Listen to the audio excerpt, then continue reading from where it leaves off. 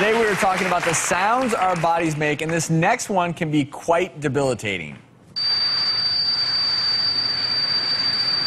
That's not a teapot. Ouch. That is tinnitus. Ringing in the ears. Ringing in the ears, actually different kinds of sounds. You know, we've all had ringing in the ears after a rock concert or being next to a firecracker, but this is different. This is something that's going on all the time. Actually, it's not a disease, it's a symptom. Typically, it's associated with hearing loss. And just to orient things here in the ear, you have the eardrum, the outer ear, you have the little bones on the inside of your ear, the ossicles, this thing that looks like a snail, the cochlea, that's the inner ear that processes sound. Typically, some type of injury, hearing loss, it can be a medication, affects that part.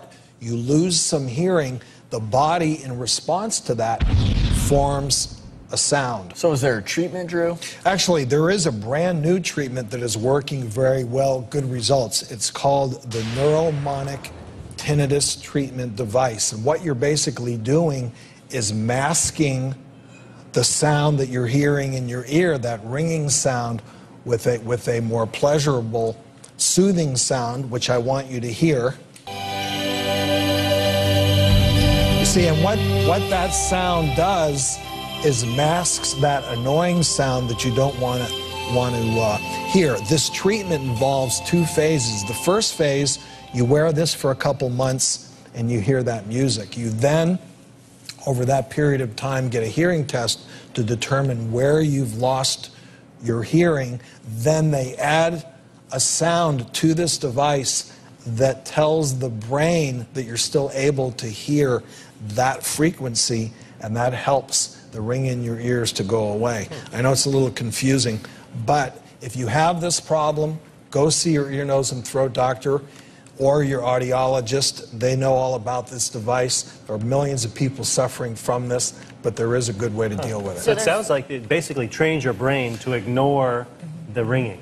Yes, it retrains the brain by giving that sound. The brain no longer thinks that you have a hearing loss, and therefore the ringing goes away. And there's no cure, but that's a pretty good treatment, though. There is no cure. Well, and again, we're talking about chronic tinnitus, Right, chronic ringing in your Not ears. just There's from a lot going of it, to a rock, concert. or from an acute infection or things Right, of we're that all going to have nature. ringing in our ears occasionally, but this is something that's going on and on and on, not associated with other symptoms like dizziness or really severe hearing loss. I tell you, I've still got ringing in my ears having to listen to Drew rap earlier. Want me to do it again? Actually, maybe you could make your own CD and people could listen to that instead About of plastic surgery. Now, do iPods contribute to that at all? Well- Like putting it up too loud? Well, sure. We know the things that can cause ringing in the ears. It's certain medications, trauma to your ear. Absolutely. If you're around going to rock concerts, if you play your music really loud, that can give you a sensory neural hearing loss in turn, which can give you ringing in the ears. So best way is prevention, right? We've talked about Protect your that. ears. Protect those ears. Coming up next, the best way to deal with body sound.